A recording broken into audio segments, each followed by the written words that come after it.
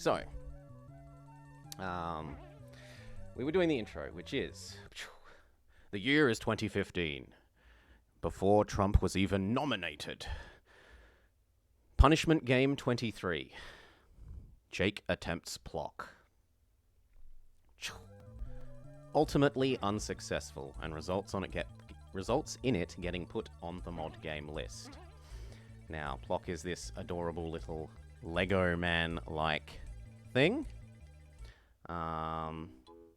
He has arms and legs, and he can shoot them away. Those fruit are normally health, but sometimes they are... Oh yeah, we're gonna better start the timer, eh? Whoops. We're probably about like 20 seconds late on that timer, but I'll forgive myself that. These fruit are normally health, but sometimes they are warps. Either collect all the shell warps, shells are essentially coins from Mario, or like in this one, they are race to the finishes, where you have to get to the end of a sort of maze / avoid the obstacles little race. And if you complete them, often you'll skip large numbers of levels. The rules for this mod game attempt, or this playthrough, are we aren't allowed any continues, which are called Plok continues in-game.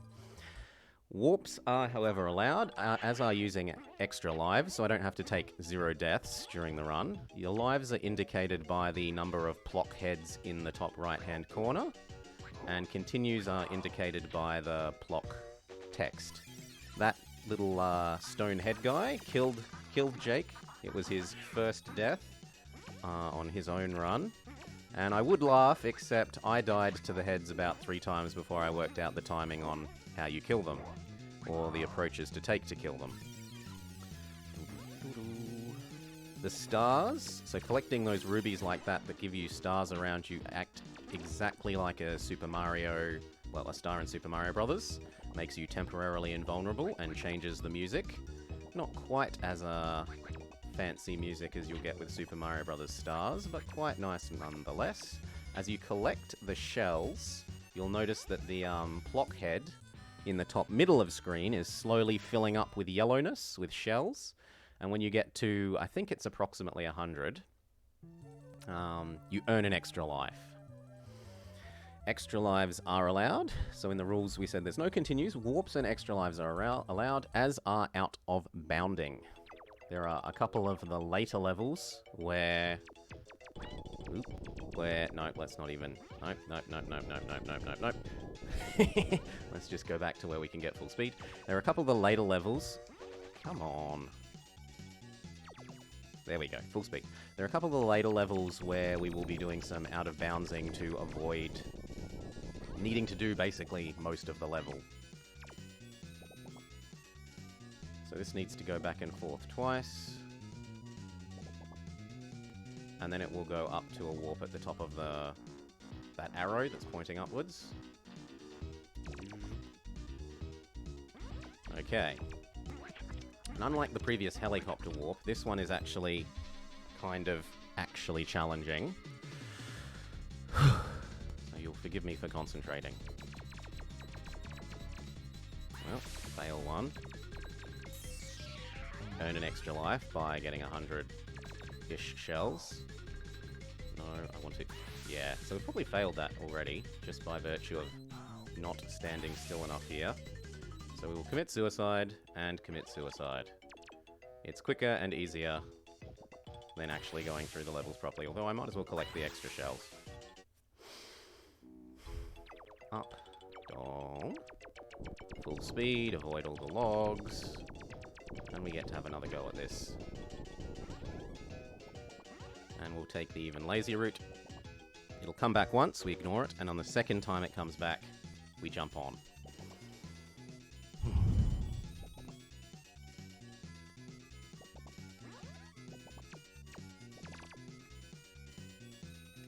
Okay. Collect all of these. Do not eat the fruit. 1, 2, 3. One of the most demoralizing things you can do is eat the fruit that you know takes you to a warp by accident. Because you're like, oh, I want health. And then you accidentally eat the warp fruit.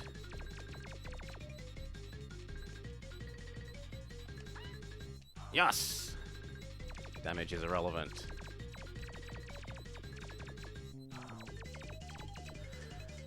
Okay. And that skips the rest of the sort of tutorial island and takes you back home.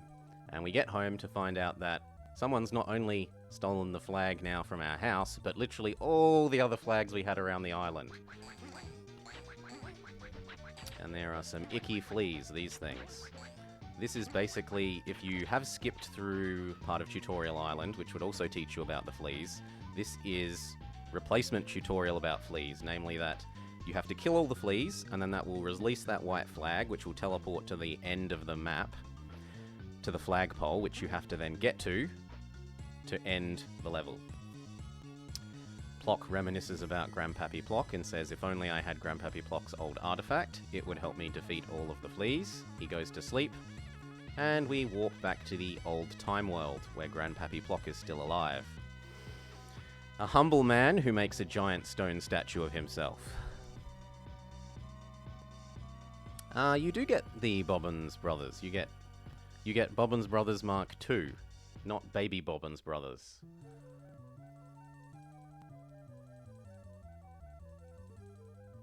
So he hops on his boat. We're going to skip that, and it just goes to Old World Island. Whew, everything is black and white on Old World Island. Plok Senior, Grandpappy Plok. He moves around and has the same controls as Baby Plok. The only difference is that he has a dashing moustache.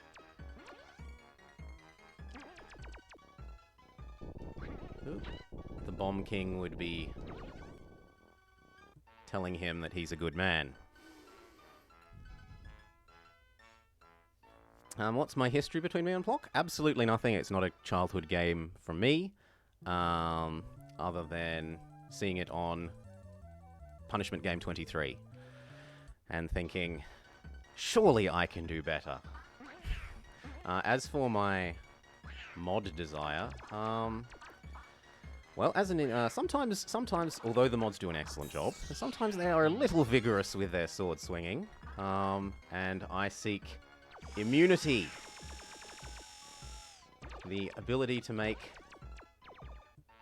comments as I wish. One example would be recently in Spooktober, there was a... What was the game? I forget its name, but it was the Groundhog Day game where you're the little girl in the house and you have to save all your family. And I made a suggestion that was, I thought, pretty clearly a reference to Super Mario 64, that maybe you had to stop the old clock with the hands at 12 o'clock in order to collect nine red coins, and got my swing swung at and muted for a while. Absolutely no animus against whoever did it. I don't even know who did it now. I thought it was pretty obvious and clearly a reference to Super Mario 64, but perhaps the other person who was the mod then was a bit of a Philistine and doesn't know his Super Mario 64 or hasn't watched his Super Mario 64 race runs to know this. And well, yes, hopefully at the end of this I will be immune.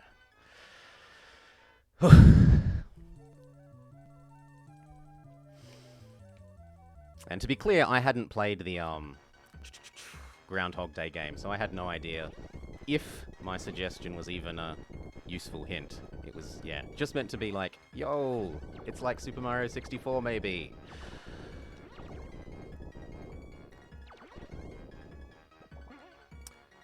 What are you going to do with the mods in Australia? Yeah.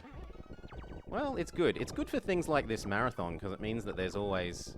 Well, there should be more likely to be some mods available for things, even at times that are perhaps a bit awkward for the Euros and the Americans.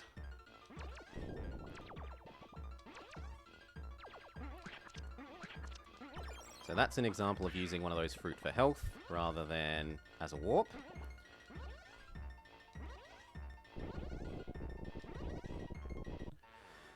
Okay.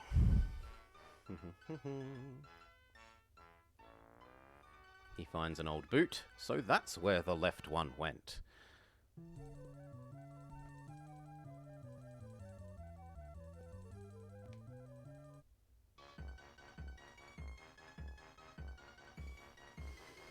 This level is all about these things, which you hit and they go downwards, as well as learning how to use these chainsaws properly. If you hold down while you use the chainsaws, sometimes it cannot go as far as you want them to go, so you're best off pressing diagonally up and right.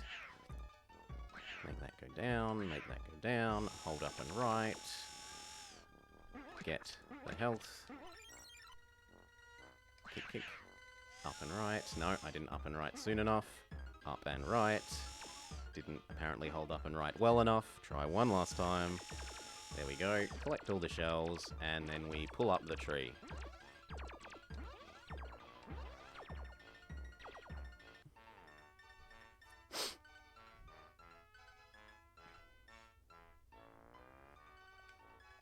Gadzooks! That's the other thing that old-timey Grandpappy Plok does. I'm too old for this caper. He talks in old person's talk. Do not move forwards yet. Whenever I start that level, I want to just move forwards, and you just wait, is the correct thing. Kick, kick. The next bridge crossing is largely the same. It's a disappearing floor bridge, as is standard for most sort of platformers, except this time you want to leave slightly more space between your punches. Punch, punch, punch. Climb, climb, climb. The logs trick. Come on, trigger. Now, kill the head. That gives us an invulnerability, which lets us get up to the second head without worrying. And end of level. And this time we find a vase, which we accidentally break. What sauce? How much junk have I buried? Last level, Crouch Hill. The hint being to crouch.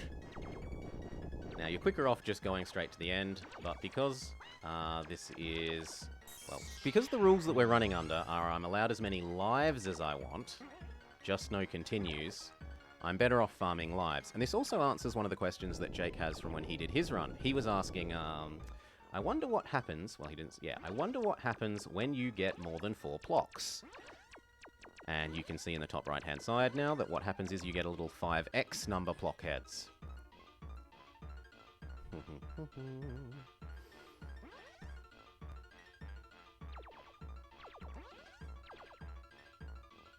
Okay, so what we want to do is jump over this, wait for them to shoot again, and then proceed. If you don't get this chainsaw, then you have to take a water damage to get across the water, over to this island. Ow. That's actually worryingly little health, all things considered. There we go, I feel a bit happier. There's 2 of these down the bottom here, and then there's some logs rolling.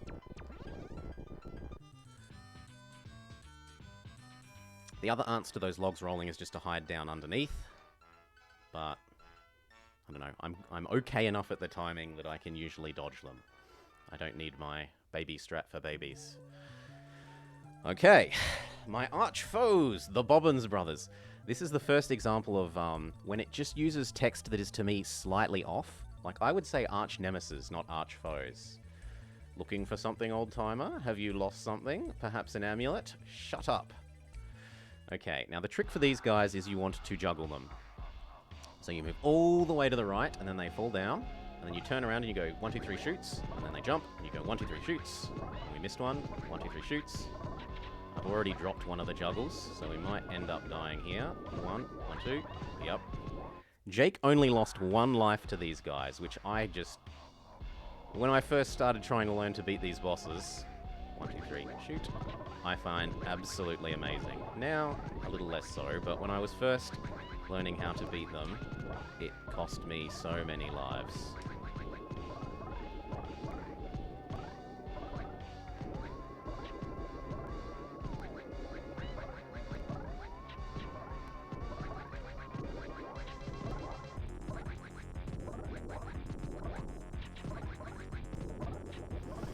I'm getting down to low life on them.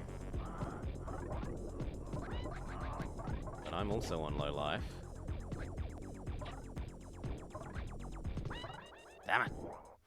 Well, I've officially lost more lives than Jake did. against these guys. 1, 2, 3. 1, 2, 3. 1, 2, 3. Yeah, there we go. Might be in a decent rhythm. Nope.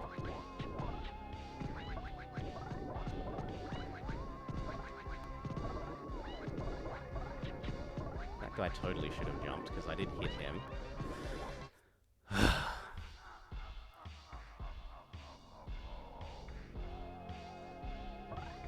1, 2, 3. 1, 2, 3. There we go. 1, 2, 3. 1, 2, 3. 1, 2, 3. Oh, well, one escaped.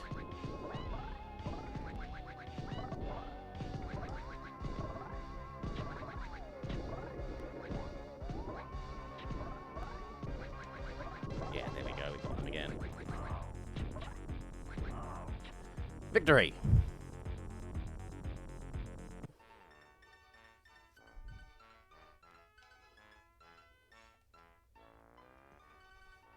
And then we return to Baby Plok. Oh, but first, we get trapped in the chest. Oh, look! He goes to get the object out of the chest, and oh no, I'm stuck! I'm stuck! I'm stuck! But not really. The amulet sparkles, he is happy, and we go back to normal time Plok.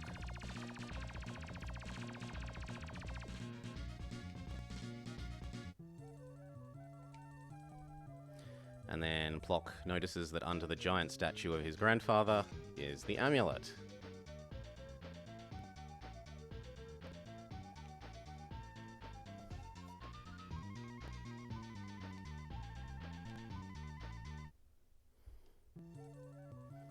Wow, with this magic amulet, I can turn shells into Plok power. The fleas won't know what hit them. Now, I don't actually like doing that, because it basically converts bonus lives into bonus damage. And seeing as we are attempting to go with reliability, not speed, turning lives into damage is a poor tactical choice.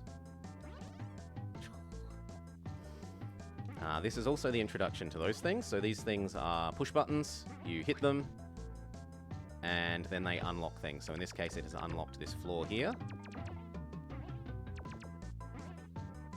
I like completing the down path first, even though I think you're meant to go across the top and then come back on the down path. It's also our introduction to the hornets. So we get to, if we press Y, we release hornets, and they sort of act as defensive little circling units. There are also bees, and the bees are our enemies, a la Nicolas Cage. Ah, not the bees!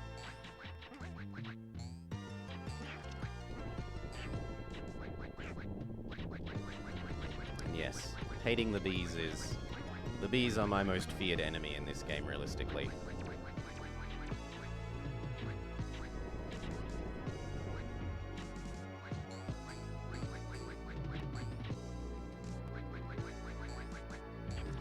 Good. Chainsaw. Across. Kill this guy. And there's another the other side of the hill. Get our health back. These guys, you have to shoot once and then shoot them again when they're in the air. There are also parachuting versions that you have to make them drop their parachutes first, as well as versions with shields. And the versions with shields are the most annoying because you can't... They're immune to damage in the direction that they are facing.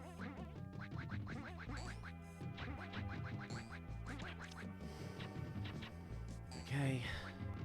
1, 2, 3. 1, 2, 3. 1, 2, 3. We don't want to use 4, because if we use 4, we'll start sliding. When you use all your limbs up, you go onto your tummy, and you'll slide around.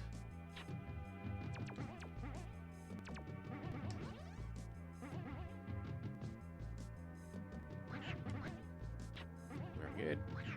Kill you. And then up to this top area. This top area has a little secret room thing. That room, which we will use to farm some health, well, some lives, and if we're good enough, we will also get to exit with a costume. Plok has a bunch of different costumes that he can put on. He's got cowboy costume, which is utterly useless. He's got flamethrower costume, which is really quite good.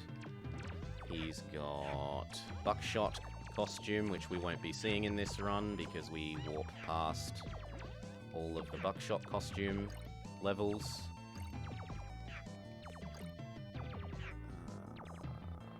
We've got to collect these shells that fall down until one of the shells instead falls down as a costume. Bullet heli. I'm not amazing at bullet hells. There we go. We get our first costume. So this is rocket costume. We shoot out rockets horizontally and vertically. And the unique thing about the costumes is... God damn it, I wanted that health. The unique thing about the costumes is they bypass the enemy's invulnerability frames. So one of the quotes of relevance is from Jake's run is, the enemies don't have so much invulnerability frames as invulnerability minutes. But these, yeah, like we just killed that flea in 3 shots straight away, whereas normally you'd have to wait like 3-ish seconds between hitting him and being allowed to hit him again. Okay, some shells.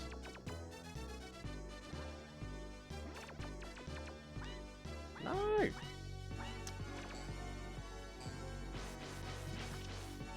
Okay, now it's just a case of not dying on these last jump puzzle. It's my fault for progressing so far with the rocket suit still on. Normally it would have worn out before then. I forgot that you can't do the spin jump while you have the rocket suit.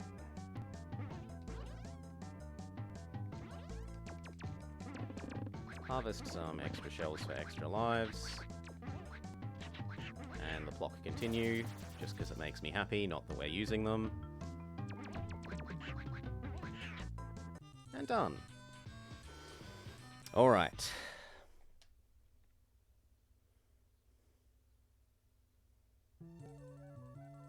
While I'm at it, it's high time I sorted out those penkinos. So it took Jake... What was it?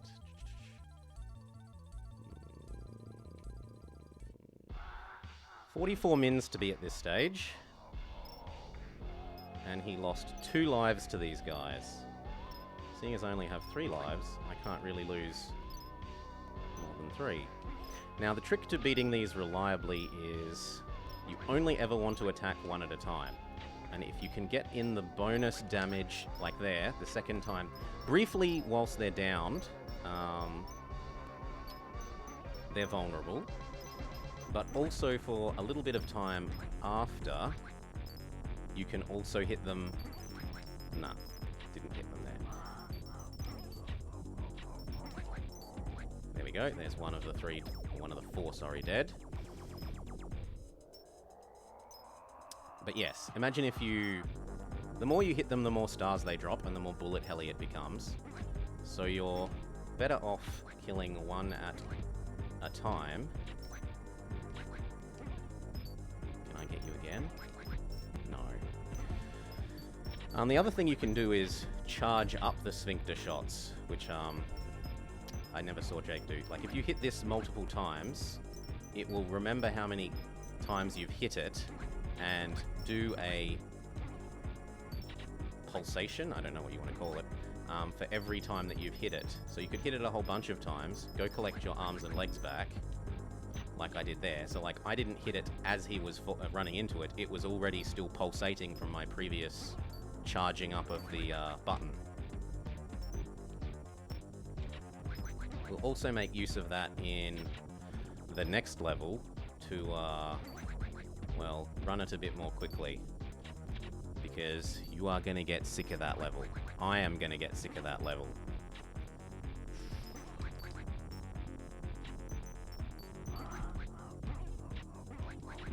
Oop, we accidentally hurt a second one, which we're not supposed to do.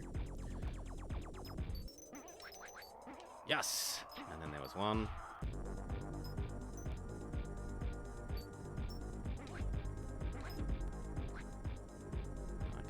Hit you on your first descent, no such luck.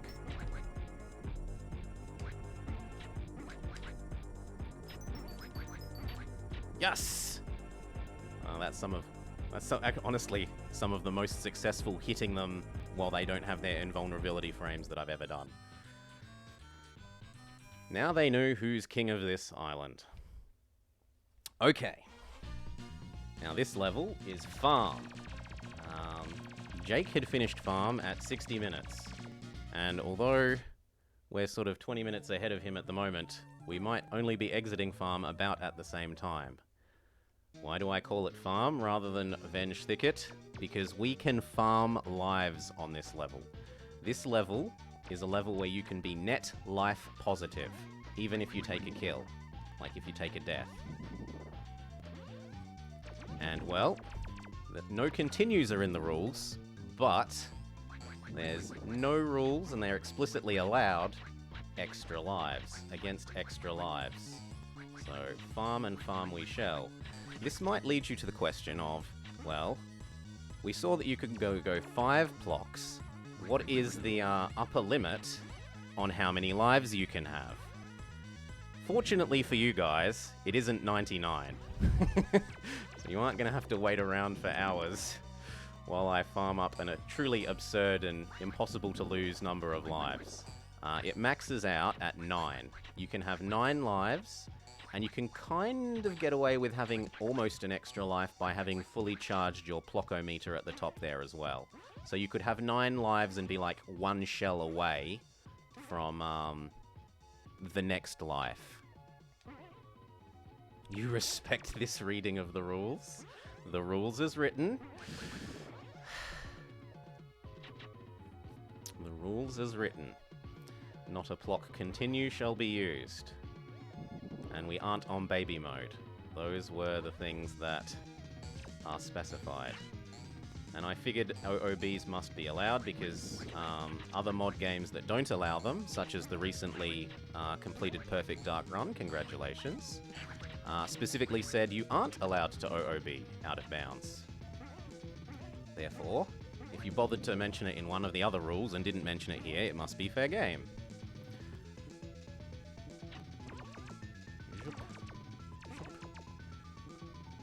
Now, the only danger here is that I have to make sure when we enter this, this fruit isn't a warp fruit, it's just a get extra, well, it is kind of a warp fruit in that if you succeed, you get a warp, but we specifically don't want to do that. Instead, we're using this to farm a whole bunch of extra purple shells. So if you successfully collect every single one of these, it warps you past the rest of this level. And we don't want that, so I'm going to avoid catching the last set in case I do this near perfectly. Yeah, there we go. I'm pretty sure I missed one of those, but just in case, we'll make sure to not collect one of these ones as well. Stay safe. Don't want to accidentally exit the farm. Instead, we are going to be repeating the farm again and again and again for sort of half a life, net half to 3/4 of a life every time. Depending on how well the bees do at killing me.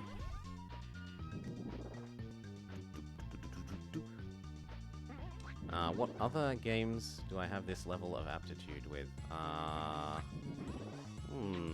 What other games do I have this level of aptitude with? For SNES games? I don't know any. I had a SNES. Super Mario World, Super Mario Kart. I'm okay at Super Mario Kart. Oh, come on. Although playing SNES Super Mario Kart when you're used to 64 gets real rough. The turning times are just so much slower. There we go. Head to the right, face left, jump, shoot. There's two different chests to choose from up here. I actually like... Originally I liked the Missile Man one more because you can use it to kill the bees that we're about to see. But this one is better because it lasts longer and it lets you make more progress on the level, including killing the fleas, which we haven't finished killing all the fleas yet. Much easier. Other than that, I'm a reasonable hand at EU4. That's what I usually play on the channel. Not to bring up old memories.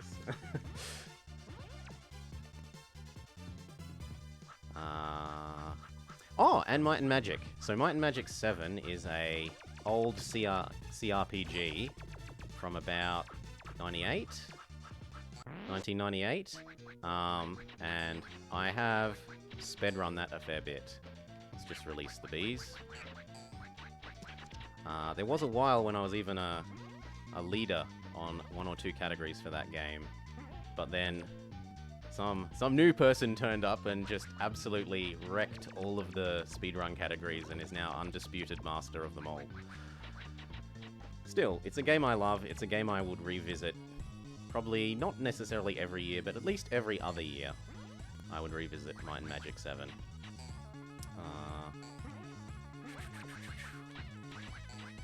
And occasionally Railroad Tycoon 2, which I have to sadly accept it looks like Jake won't be playing. I've been checking in periodically on his, what are they? Punishment games list.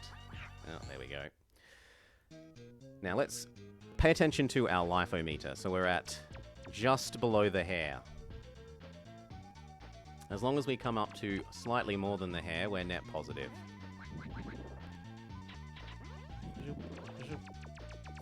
And we almost killed all the fleas. There's only one left. So it's nowhere near as difficult to get to the end as it was before. It's much quicker.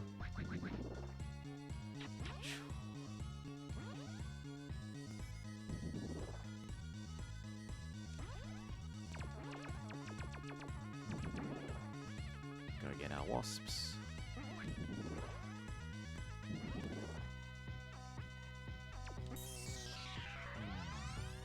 Okay, we've already earned back the one that we lost by dying slightly earlier than I should have.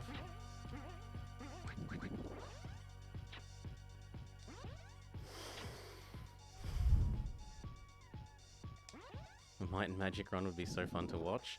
The problem is that, like, if you're speedrunning it, it's all about, well, for 6, it's all about abusing falling through the floor.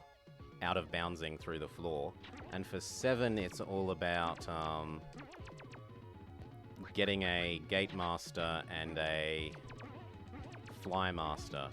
You can get hirelings, sort of extra people to add to your base party, that can cast spells that eventually your party can learn to cast. One of those is the Teleport Between Cities spells, and the other one is Fly, which lets you sort of go basically straight over all of the enemies. And yeah, speedruns are built around just quickly getting those 2 hirelings into your party and then abusing the shit out of them.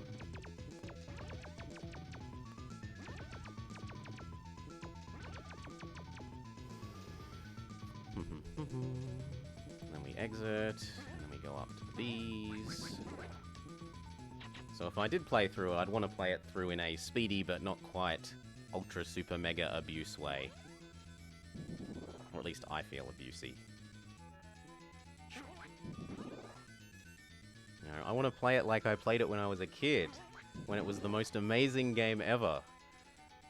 You know, there's this whole 3D world, and you can explore, and there's monsters, and oh, it was amazing. I hate the bees.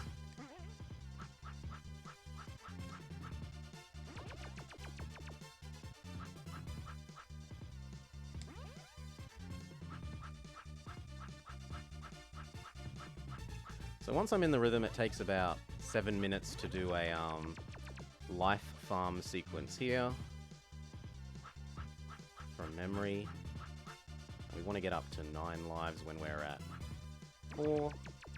So you'll notice now that our life-o-meter is basically as full as when we entered the level. Like we've earned a whole life. So everything past this point now is... bonus. It's extra. It's farming.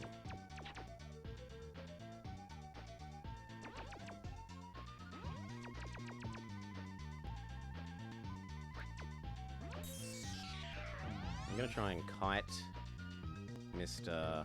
Flea to come towards us when we encounter him. The devs try to be nice by having the fleas, like, not want to stay on the spiky things. And I'm pretty sure that's so that they don't end up going somewhere where you literally can't collect them and just sit there annoyingly. but the end result for what happens there is they kind of just run away from you because you're surrounded by spikes there. No, I hate you, bees. Go away. Go away.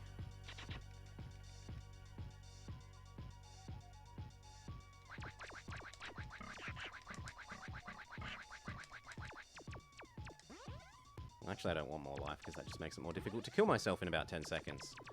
Collect the last of these. That would be the end of the level, but we want a life farm. So we commit suicide. And begin again. So I earned about, yeah, half a life there.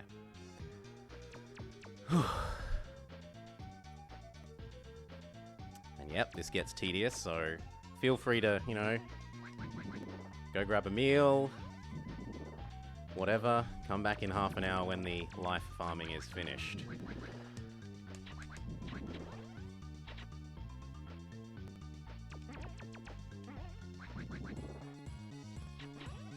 Not quite quick enough. If you do it quickly enough, you can actually get on that the first time it's rising up.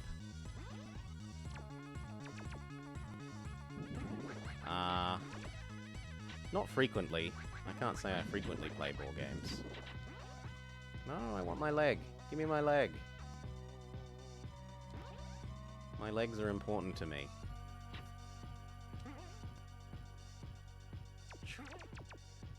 When I was sort of teenager, I played a hell of a lot of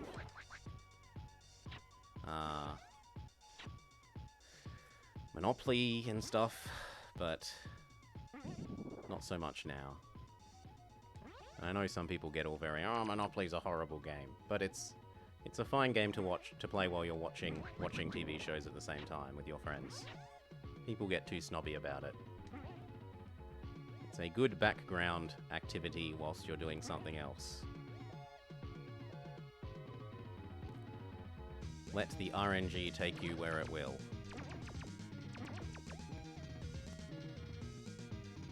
Okay, we're back to the warp zone. I have to be careful not to accidentally win the warp zone, or else I will exit the farm.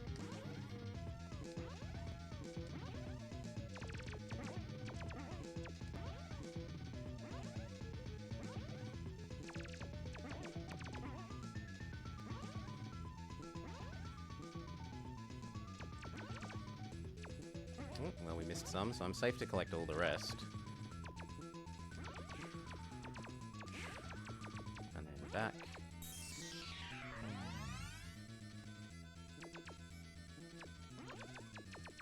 Very good.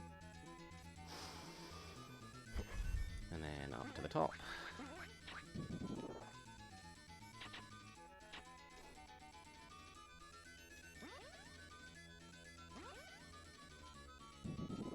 You made your own version of a Monopoly game. That is some dedication there.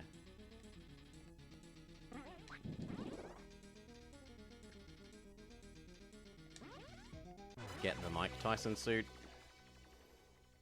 And yes, it is a bit boring to do this farming, but better that I do the life farming than end up in a Mike Tyson punch-out-like situation. I wouldn't want that embarrassment.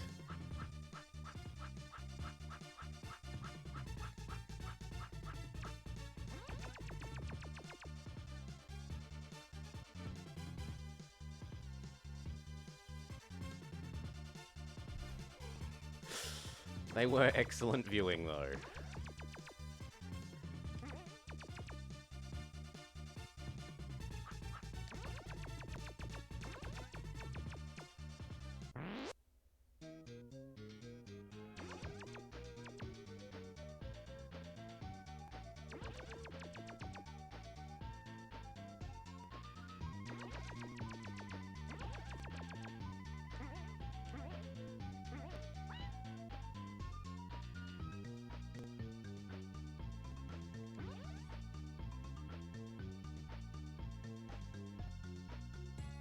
Okay, and then take a damage to get under here.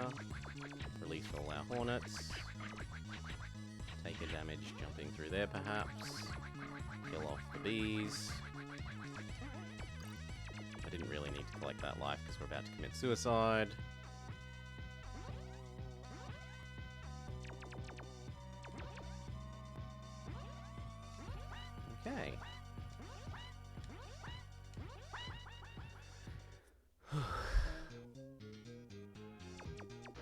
gotten up to 5 lives.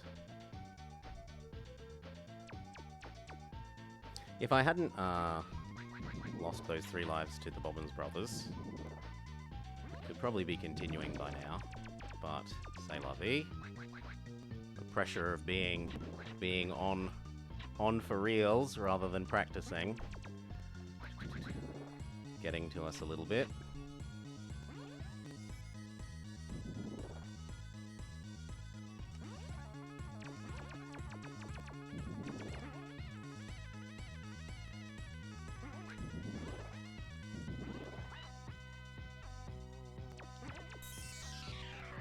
Okay, 5. You can probably get up to just shy of the top of the head this time.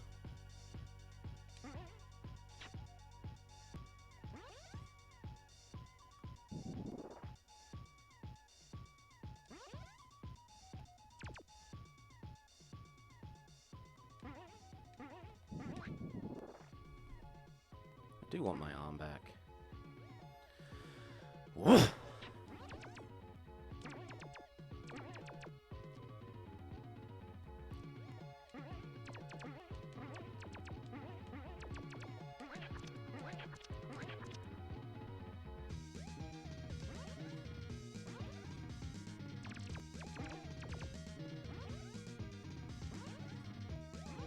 Left, right, left,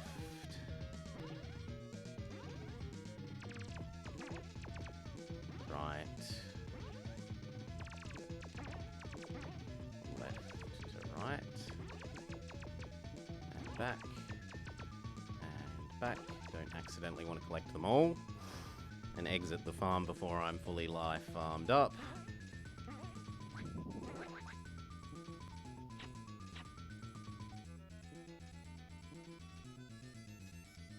Oi, give me my legs back.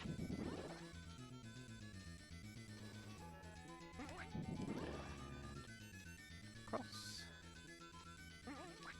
No! Ugh. Start again. Press it in the special place 4 times.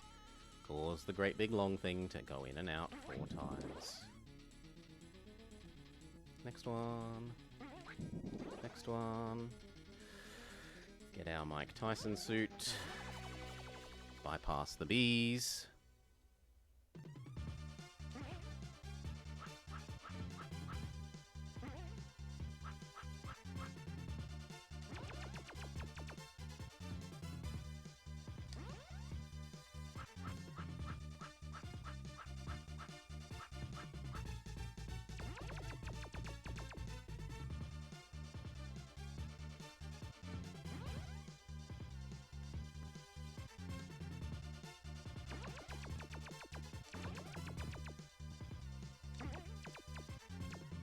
We might even hit 6. Although we'll go back down to 5 when we commit Sudoku.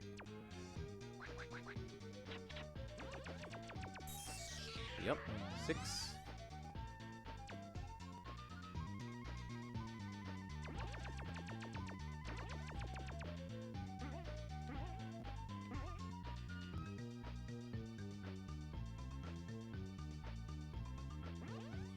You stand on the little blocks to make them make their little pleasure faces.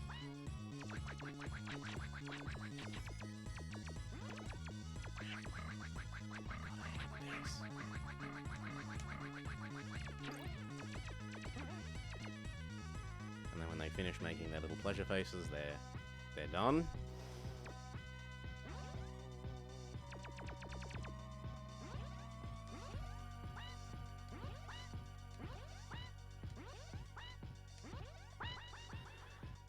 Whew. 5 1/3 lives. Any favourite EU4 countries or starts? I tend to like playing the little people that are surrounded by the big boys and having to survive, so things like Trebizond.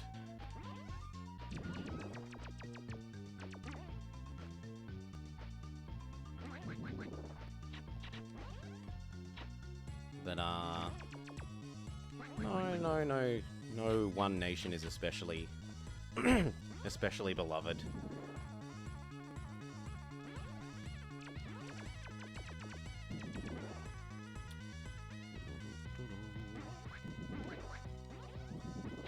I do have one especially proud playthrough though. A one-tag world conquest in which, without using custom nations or any other exploity type things, it was a Norse one-tag. You have to turn on the random new world, and there is a teeny tiny chance of a fantasy nation occurring that is called Vinland, and they still follow the Norse ways. And using that, you can get Norse into the game without exploits, in a way that you can collect achievements and be an Iron Man, etc. So you can have, yeah, an Iron Man, an achievement compatible Norse one tag. It's my favorite playthrough. It's called Aragonorse on my YouTube channel.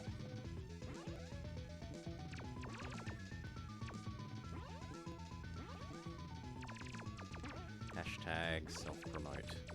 Hashtag no shame.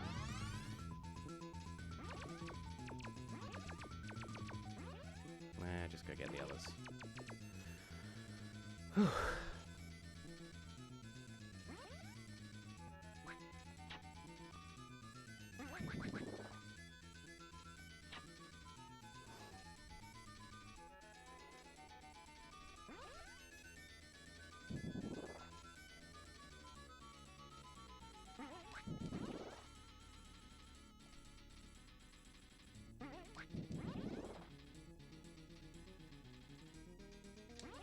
Okay. Mike Tyson uniform.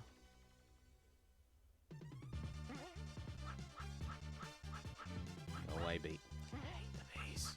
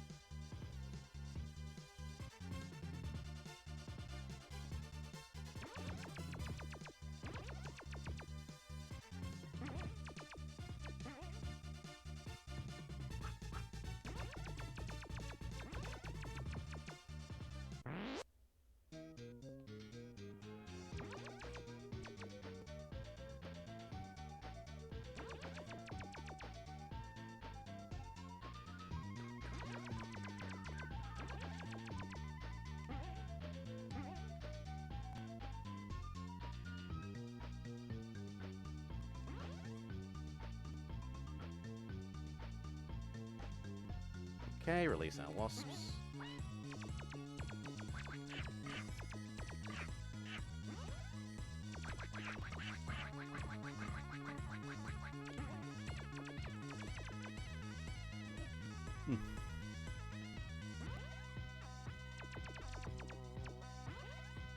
And honorable seppuku.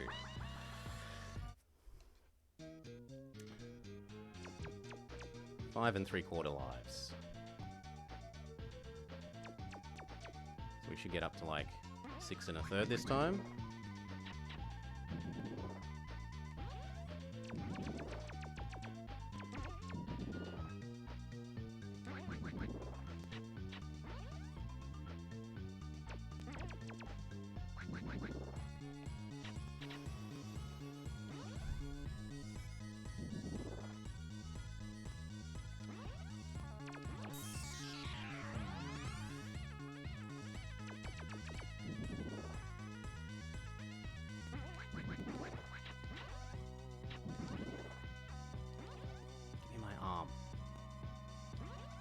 Thank you.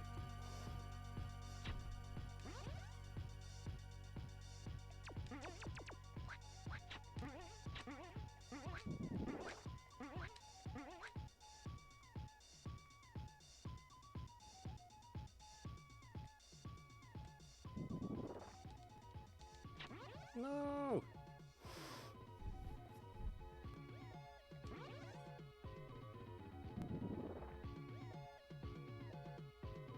Alright.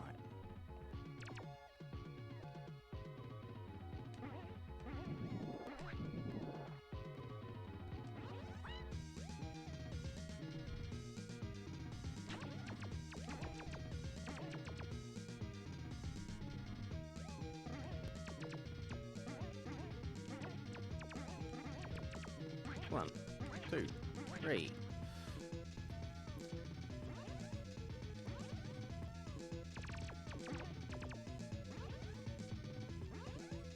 And yeah, a lot of these warps, there's absolutely no way of getting them, like, succeeding at them if you just don't know them a priori, if you don't know them beforehand. Which is one of the ways that this game is a little cheap. Okay, I think I've actually succeeded at collecting them all so far, so I'm going to have to make sure not to collect at least one of those.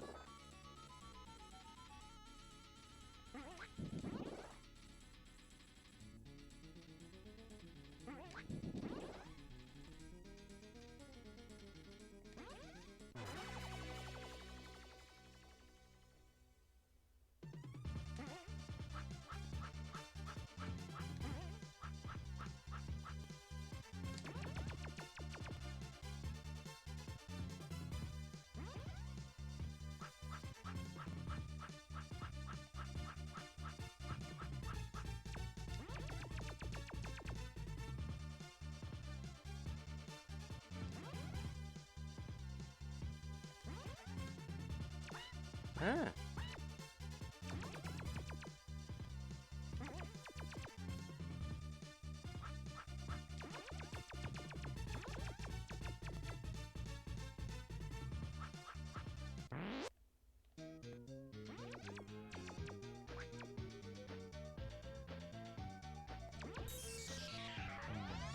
Seven, but we go down to 6 when we commit suicide.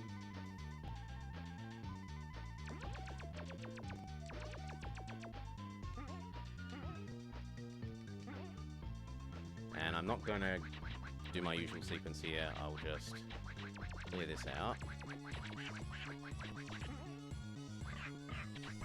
Do it a slightly different way. Slower, but more reliable, and doesn't require me to suffer that extra bit of damage.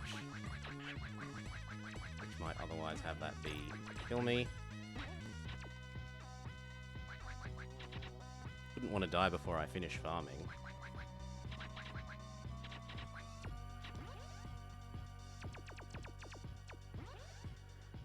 Ooh, no thank you. Don't want to end the level. Now we want to end. Okay, 6 1/3 lives. This time we might get to about just shy of 7.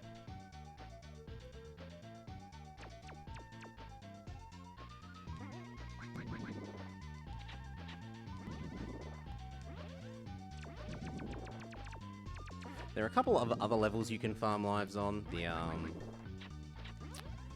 level that we're coming up to in about 4 more, you can technically farm lives on, but it's a lot longer level.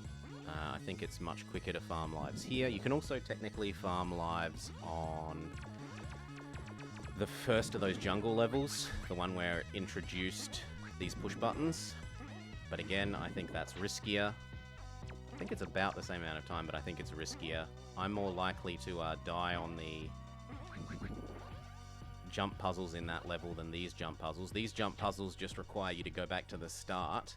The ones in that other level will kill you, and that can turn your farming from a life-positive activity into a life-negative activity.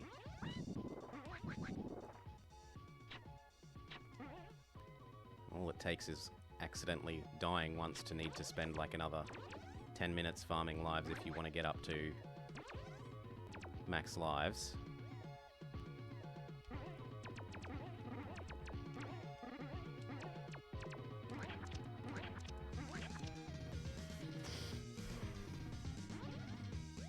Left.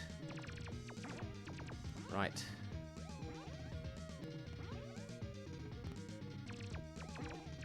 Left.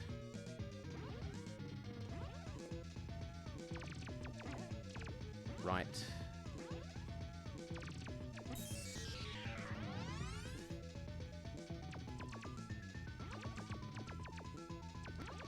I'm pretty sure I've got all of them so far.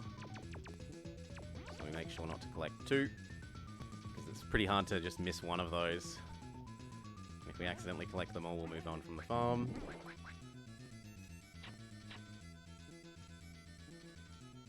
So I think 2 more loops of this and we might well be done. About 2 more.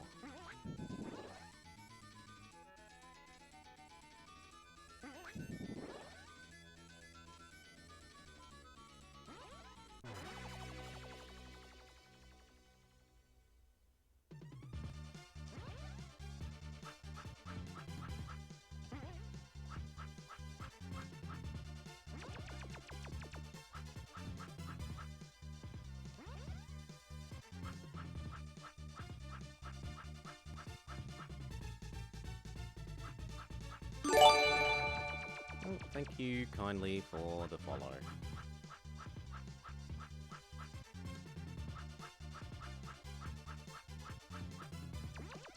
I would be paying more attention, but I want to get this done reasonably quickly.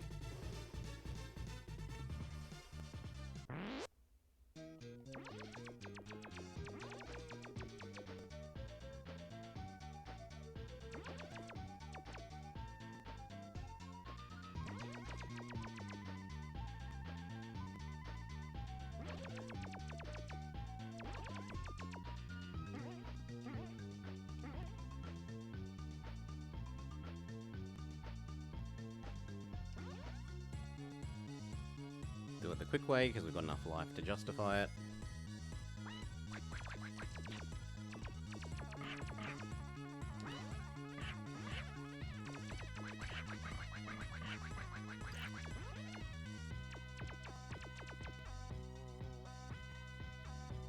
And then that doesn't quite become 8, but it becomes really close to 8 lives.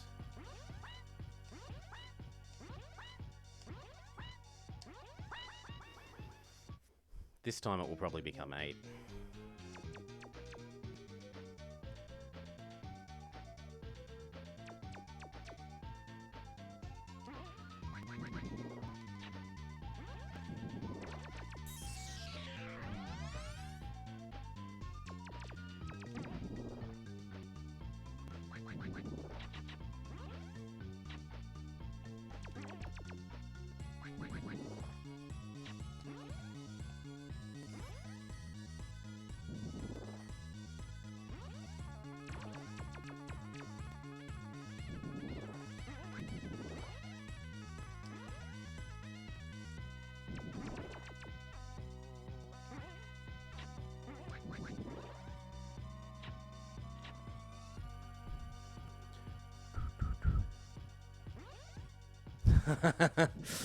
Will he keep this challenge on the list without the life farming?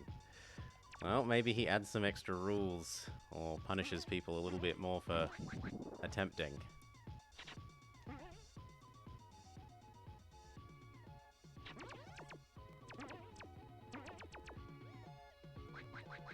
To be clear, I can complete...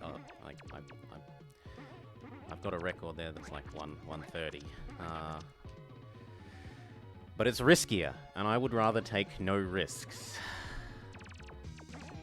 Like, I could well end this run with 6 lives spare, and all this farming will have been a bit of a waste of time, but at least I will feel safe, and not as nervous as we proceed through.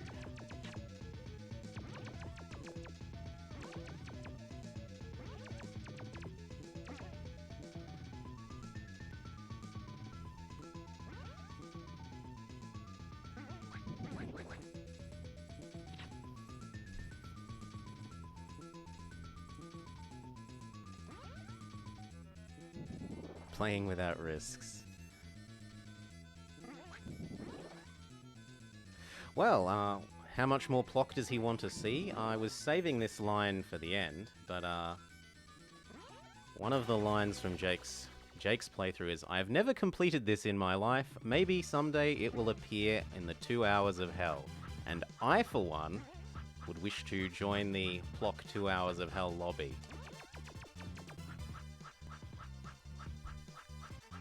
I can personally attest to the game being possible to complete in under 2 hours. You just gotta get good, son.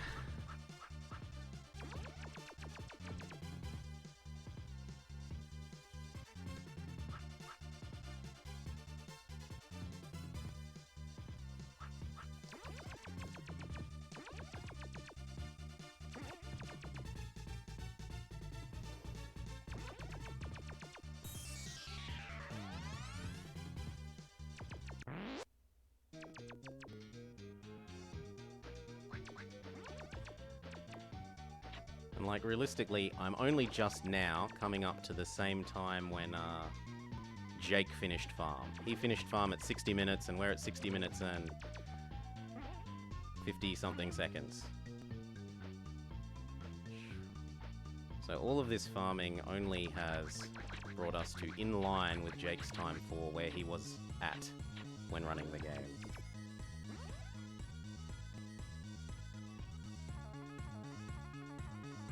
You know what? I'm happy enough with this. This is enough lives. We will continue this time.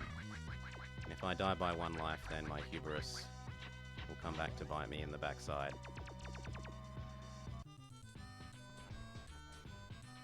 Okay.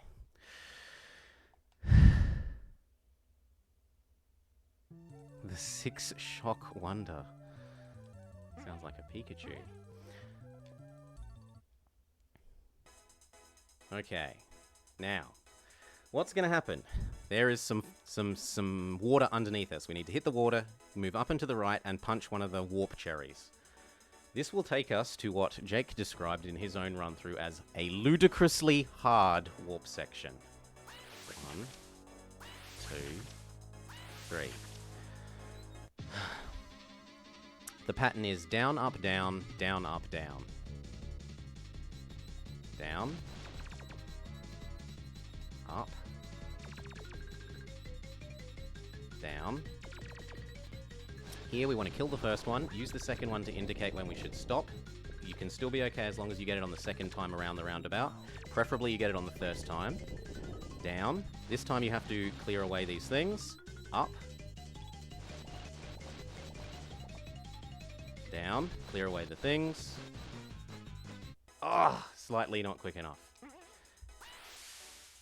There's a little bit of luck to getting through the clearing of the second set of them, because sometimes you bounce back when you hit them, and it costs you time. And I've determined no way of completely preventing that.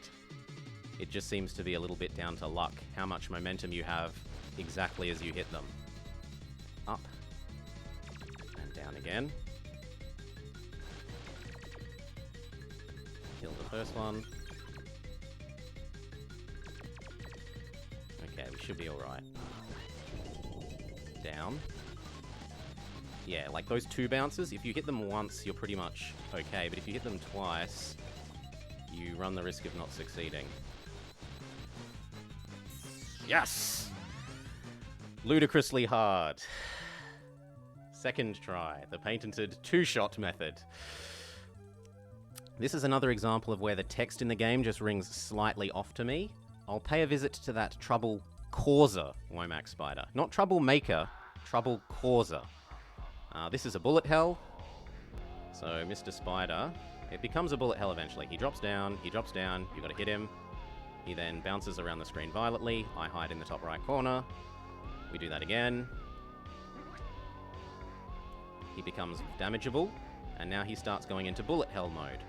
He periodically shoots those things. If you're up in the air, when it's sort of the time for him to shoot, then he will aim up in the air, and you can make your life dodging a whole lot easier.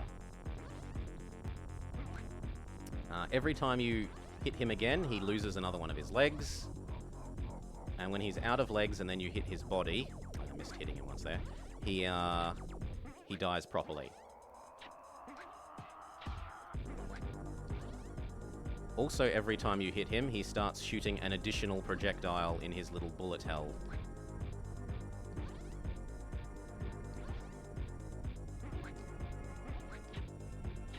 Shit. No! Well, activate, get good.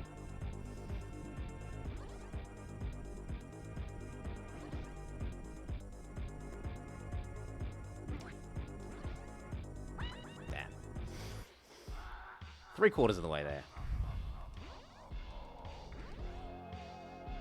There are some other little tricks you can do. You can technically damage boost to get in an extra hit when he first becomes vulnerable here, but I don't think that that's worth taking the damage for myself. Seeing as I can't complete it with 100% success rate, I'm better off conserving my life. A conservative approach. There we go. Oh. Yes.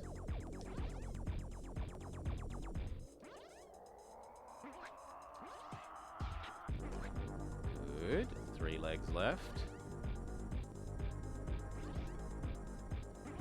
2 legs left.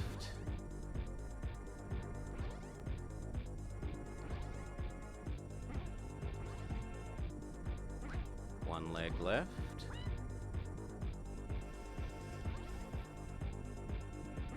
Zero legs left, so he's on his last hit point. And this time you can take advantage of the fact that when you hit him, his projectiles all despawn.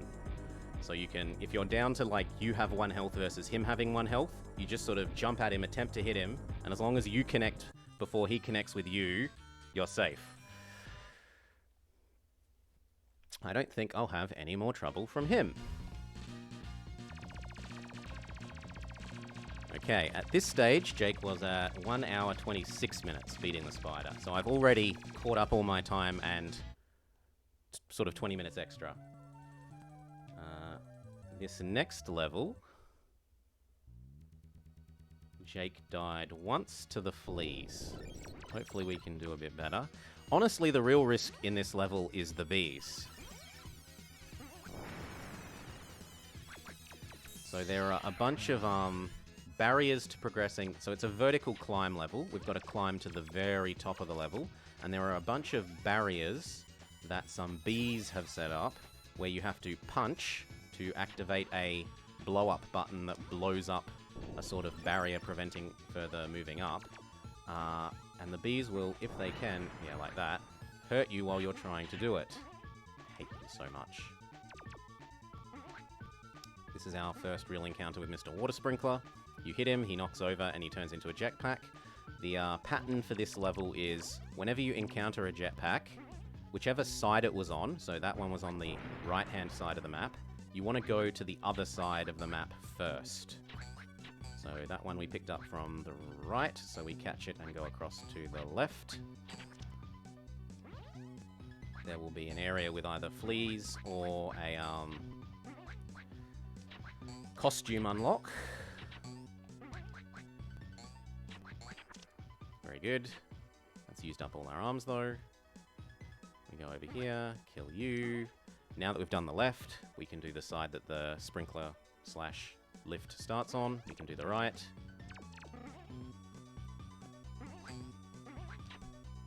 Come on. Very good. There's some more fleas. I will activate my bees or my walnuts. Very good. Is there a second one? No, we get our arms and leg, well, a arm and our leg back. Continue the climb. Same thing again, so jump up past the bees. I hate the bees. Go kill off the bees, otherwise they'll be an annoyance while we're on the lift. Damn it, didn't quite manage to get the honey.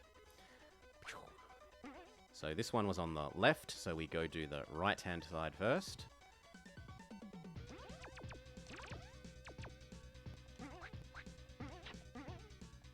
Go pleasure the button. Ow. Now, I think this was the one that has the Could you not? Could you not? Thank you. Has the flamethrower. Yep. So honestly, you're better off just running straight past the fleas, getting the flamethrower, and then killing them when they don't get invulnerability frames. As I said before, using the suits like this means that you can bypass invulnerability frames. And this will wear out. Now we've done the right, so we can do the left.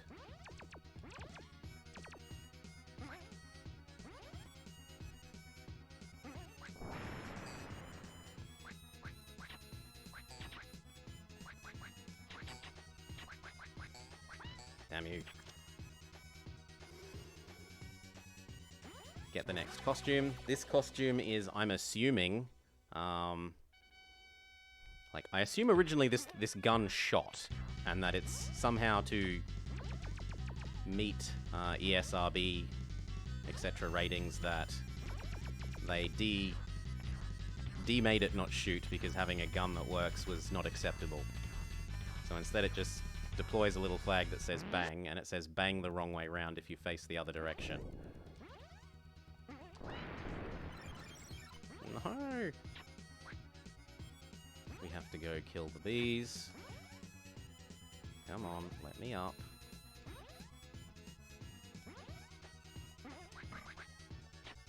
God, I hate them so much. Yeah. We hate the bees, and this is why I said that this level, although it's technically possible to life farm here, in practice, the bees are just too much of a hassle. We have, however, killed 3/4 of the... please let me... Thank you. 3/4 of the fleas. So we should have an easier time of the rest of this. Doo-doo-doo-doo.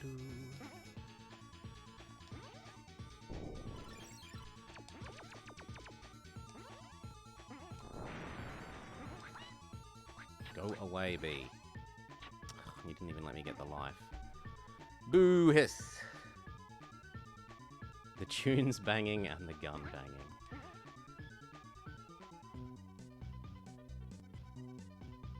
Boink. We've already killed the fleas on that other side, so... come across here.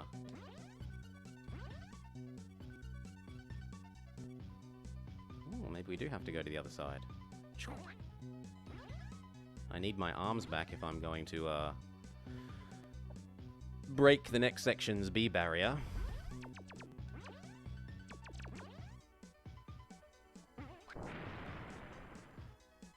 Yeah, there we go. Thank you. Duck under. Kill the next bees. God, I hate them.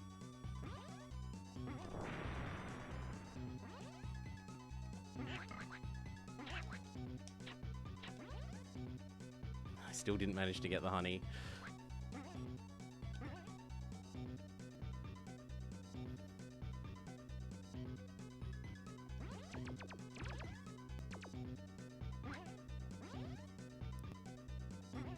No, that needs a fist, so we're gonna have to go to the other side.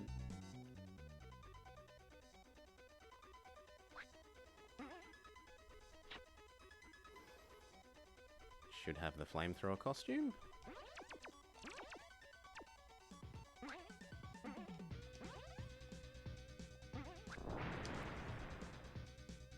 Yes. We get all our arms and legs back.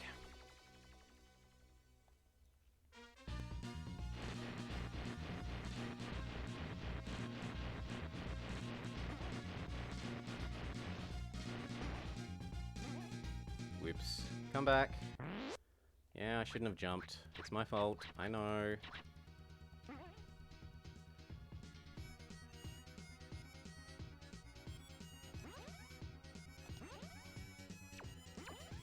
Yep. You gotta be careful not to tap down ever while you're jumping, because it will cancel your jump. Like it did there for me.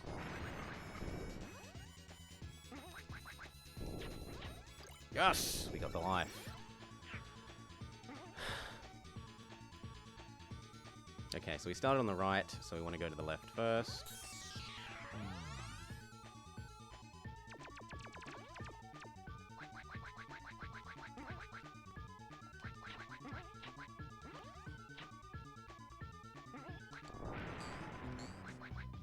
Release the hornets. Ow.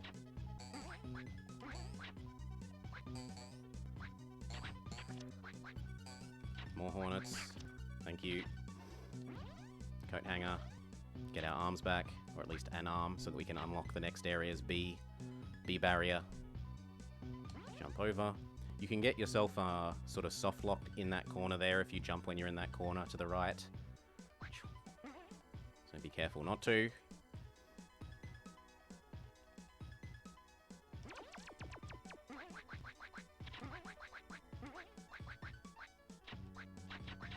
Wait, face the right way. Thank you.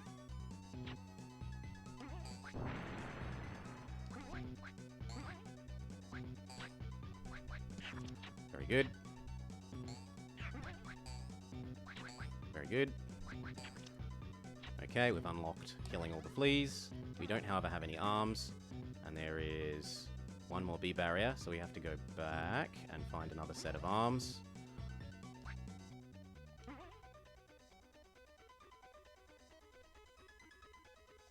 Please be over here. Thank you. Go get the sprinkler lift again, go up, and then we are essentially done. We will also go to the left instead of the right after the next up section because it just lets us farm some more shells.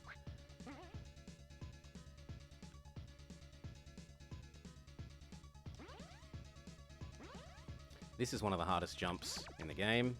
I know that made it look easy, but it really is one of the hardest jumps. You have to be sort of going at the right angle at the right time to not get stuck on the curve. Good, we killed the bees. I don't have to worry about the bees. Jump across here. If you stand all the way over here, it can't hurt you. Our own hornets killed it. We get our arms and legs back and jump to the left. Temporary invulnerability, which lets us stand on there so that we can punch the thing. Get a Plok continue, not that we're using them. They're against the rules. Do a bit of life farming. And proceed to the exit.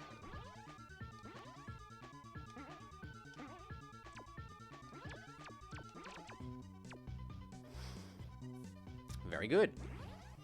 Next. Ha ha ha, I showed them.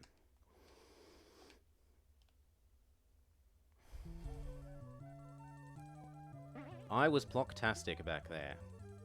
Okay, so Jake reached this point at 1 hour 55 minutes, and this was the level that eventually saw Jake nope out of finishing Plok.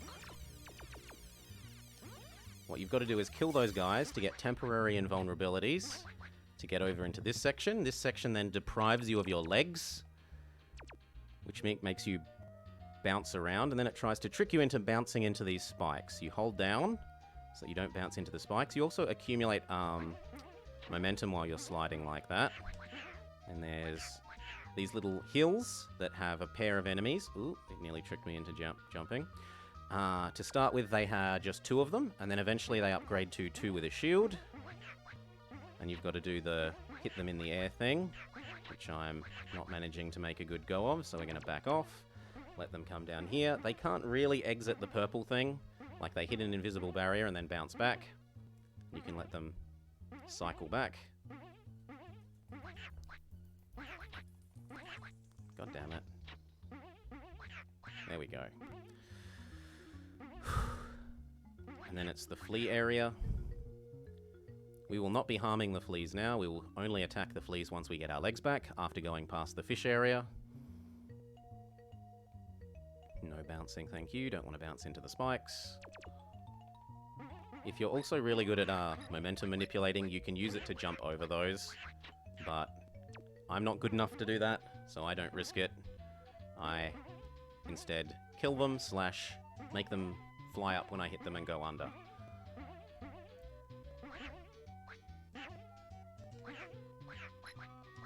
There's one of them gone. Yeah, you can see how he's invulnerable when you don't shoot him from the correct side. No, better off letting him finish a cycle.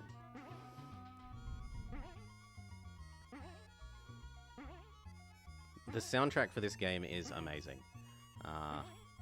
Jake points it out about a dozen times in his own playthrough.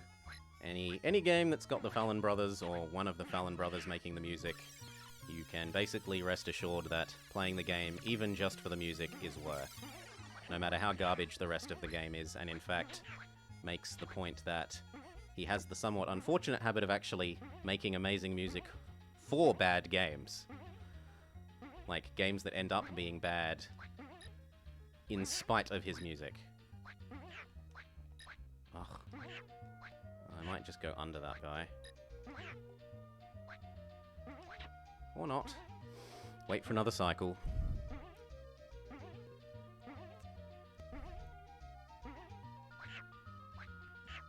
Got ya! We get a temporary invulnerability. Not that that really helps here. Jump. Shoot, kill the fish. Go across. Kill the next fish. I'm gonna have to kill that fish twice because we weren't on point with our ducking. Go across. Kill the next fish. Duck. Go across.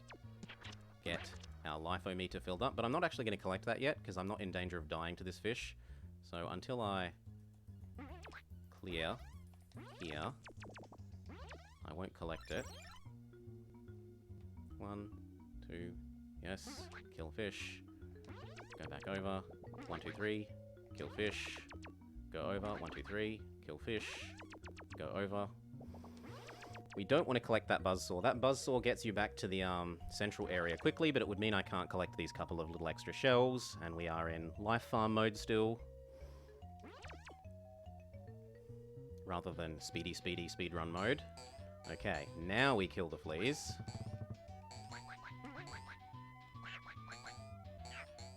Yeah, the fleas cheat a little bit. They shouldn't be able to come over here, but anyway.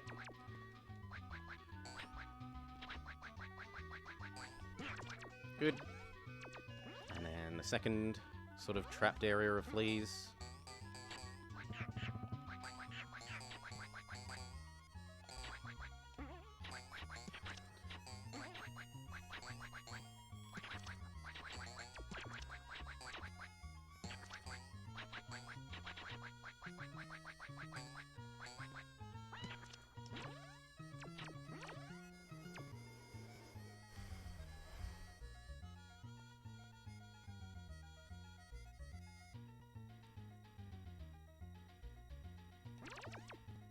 Very nice. Okay, then we have the little toadstool hops across to what is, I think, probably the second most difficult thing in the game.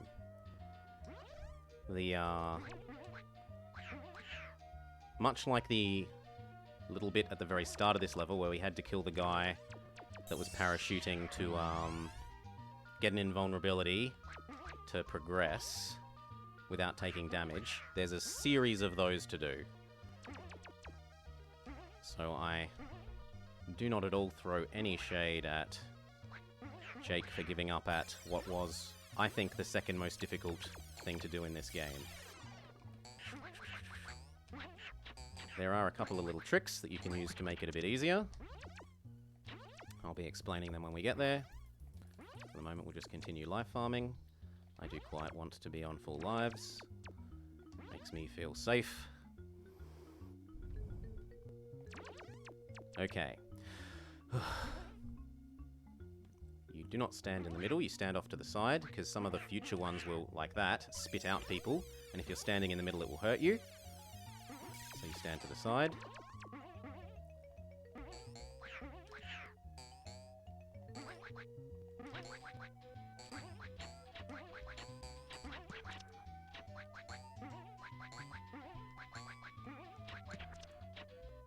Using his invulnerability frames. Okay, now this one, you want to start standing on that little cannon platform thing that they shoot out of on the left. Once you've knocked the guy out of the sky, move over to the right, and if you don't get it straight away, just run back over here to reset the sequence. Otherwise you have to do amazing dodging against the boomerang guy, and it will just cost you getting hit. Nah. So what I want to do is run away and reset the sequence and have another go. It is just not worth staying there. So we come back, everything's reset. Make sure we're standing on the edge. Knock him out of the sky. Got it. I did take a damage, though. Ideally, you do not even take that one damage. If you execute that, move to the left, move to the... Ooh, hiss. Right, correctly.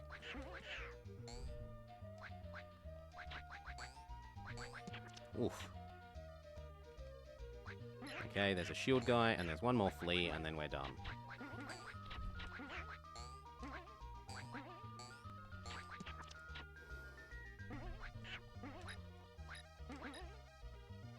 And we're just going to ignore you. Okay. Wisdom beyond my years. Okay, and then this takes us to the most difficult skip. So the previous one with the, don't eat the fruit, don't eat the fruit. And I'm actually going to stop and talk for a sec, because if I enter the thing, I'm on a timer.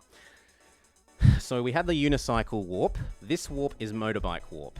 What you need to do is there's a series of little hills. You've got to make a jump across the water. There's a series of little hills, and then there's a vertical barrier. You have to attack that vertical barrier to make a hole in it and progress. Why not Plok on any of the other brilliant games? I wanted my mod sword. And the trick to that is you want to shoot as you're cresting the top of the first hill and as you're going down sort of 2/3 the way of the second hill and just before you hit the barrier. I'm not going to be interacting with chat terribly much during this because this is the hardest thing I think in the game.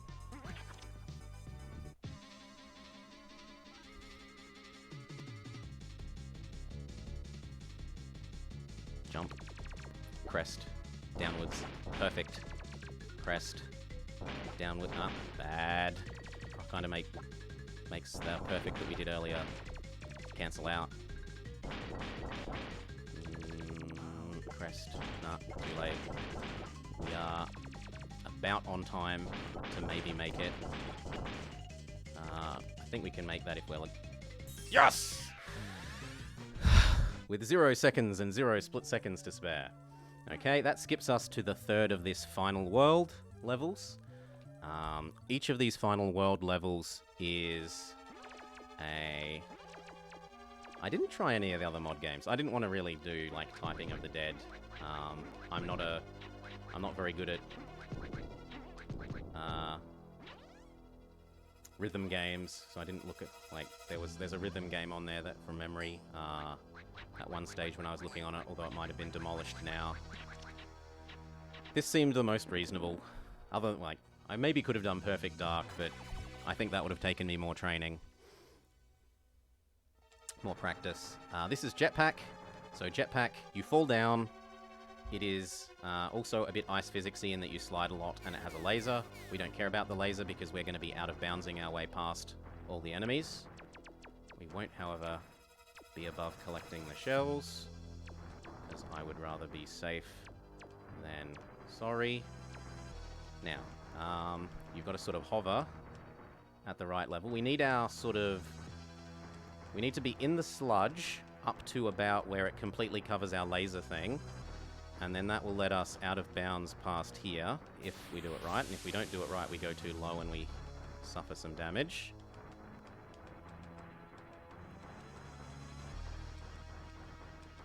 No, not going quickly enough. I would have guessed we're at the right vertical level, but just not moving quickly enough there.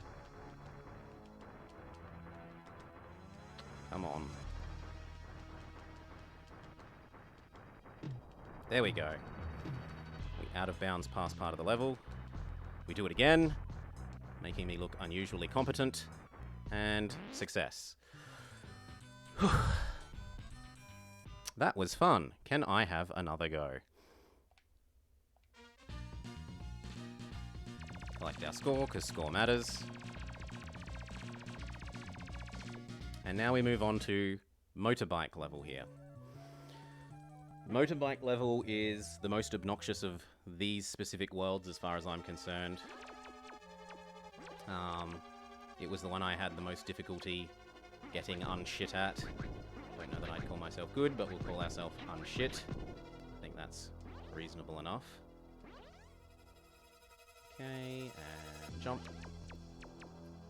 Collect these, because I'm still not at maximum lives. Although we're nearly at maximum lives. and we get given the motorbike.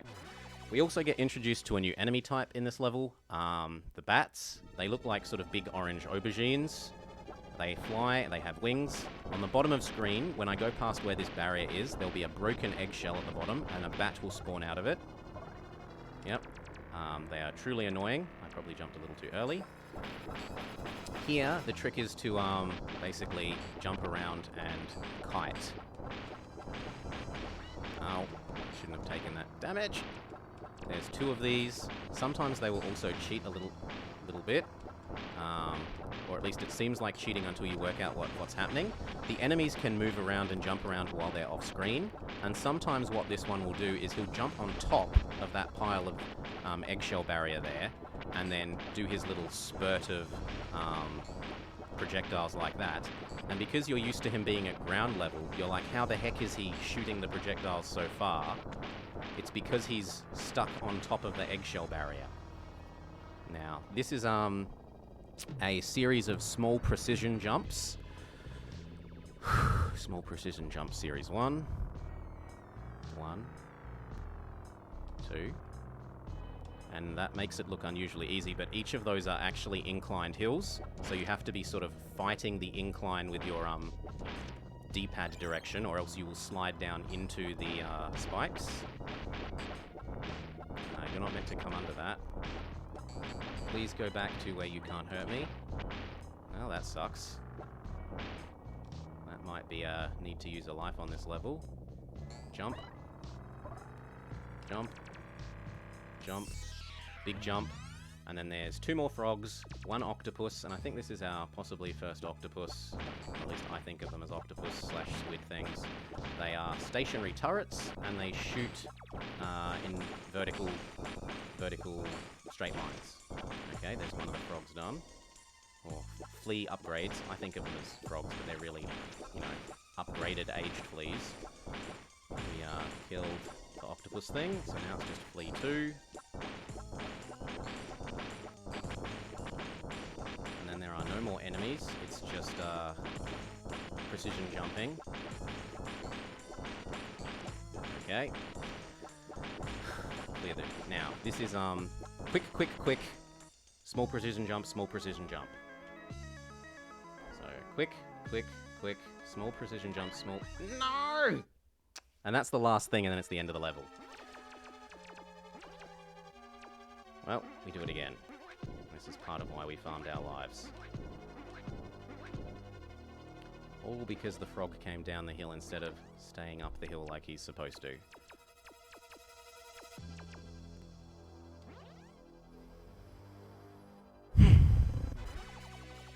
Blow up the barrier without being too close to the barrier. If you're too close to this first barrier, the fruit bat thing will start spawning. Well, the egg bat. So you kill it from as great a distance as possible. Jump to avoid him hurting us. Big jump. Big jump. Kill these again. Using our jump strategy.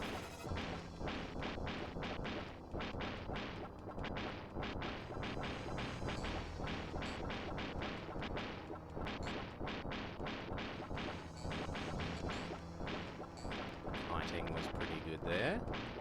Less good there. But I think we got him. Yep, we got him. Perfect. So, small precision jump section 1. 1,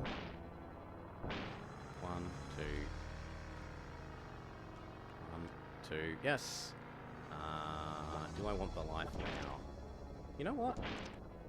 I think I'll save that life for later and assume that we are going to get hurt and fall down. Come on, jump into range. Thank you. And again. Perfect. Now I'll grab that life. Okay, crest the hill. Gonna go. Yes. Big jump. Big jump. 2 frogs, 1 octopus, and then the precision jumping.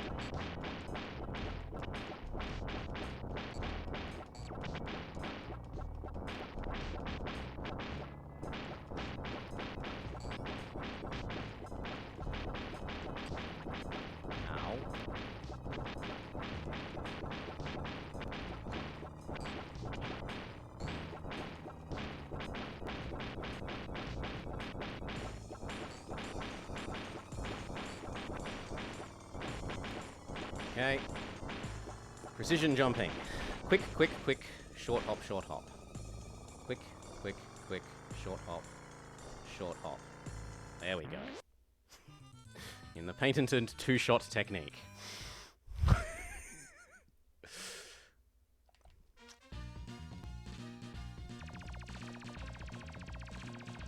Yeah, it is very horror platformy. Like, this is all like Cthulhuian, otherworldly, almost body horror merged sort of stuff. Like, it's all natural growth structures. Okay. This is helicopter level. This is our last helicopter level. It's full of lots and lots and lots of octopi. And a couple of eggshell barriers. We're actually very lucky that he comes this way. If he goes the other way, he becomes a huge pain in the backside to kill. You kind of want to kite them this direction. You can somewhat control it by... They tend to bounce off the edge of the screen to an extent. So if you keep them at the right distance from the edge of the screen, then you can kind of get them to come where you want, which is over here. And you want them over here because when they do their shoots, they hit the ceiling and they can't hurt you. Whereas down there, they are able to hurt you. Yeah, so now we're about right. No, come back. Yes, this way.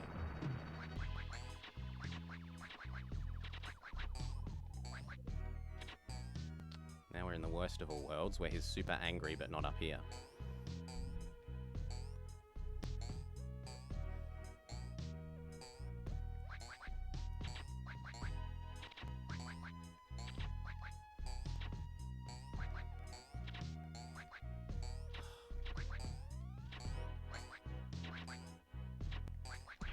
Got ya! Okay, we turn into the helicopter, and we go past the sort of octopus maze. There are also fruit bats in here as well. Well, the fruit bats, the egg bats. So for these, we start seeing the octopus normally. You have to hit them 3 times. Remembering that this has ice physics, so you bounce off the walls pretty vigorously.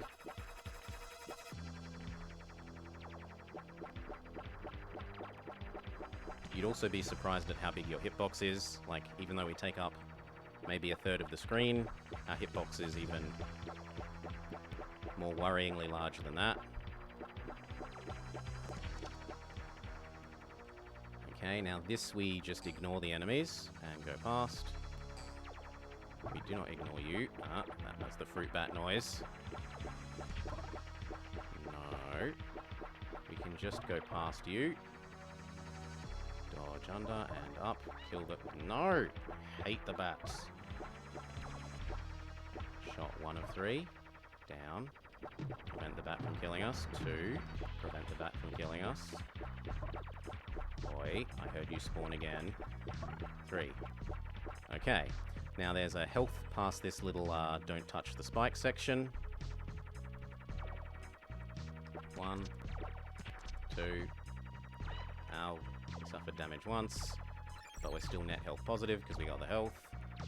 Now here you want to be holding diagonal down left so that you can slide under these. Otherwise you have to break them.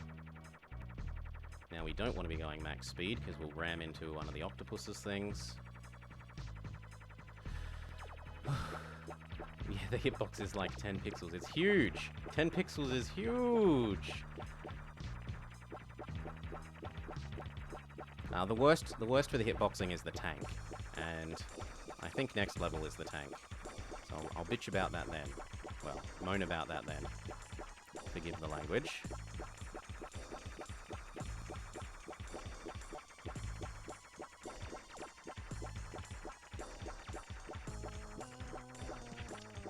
Very good. Now it's the same thing again, except that this time they're also hiding. There's 2 of them, and they're hiding behind an eggshell barrier. Prevents you from hitting them.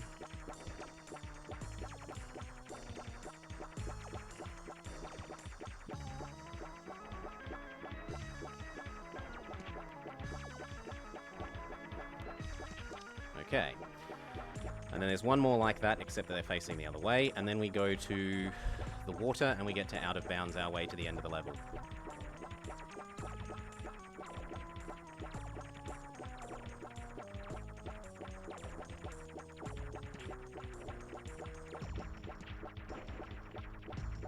Okay, we want about where our sort of console, our front console, is beneath the ooze. Okay, and then we want to out of bounds our way around here. Nearly took damage by ramming myself into the sludge. God damn it. I didn't press up control pad. Left. Right. Very good. Now, I forget whether there's a third one here. Like a third out of bounds. We'll go look. Yes, there are enemies there, so we do a third out of bounds, and then we're at the end of the level.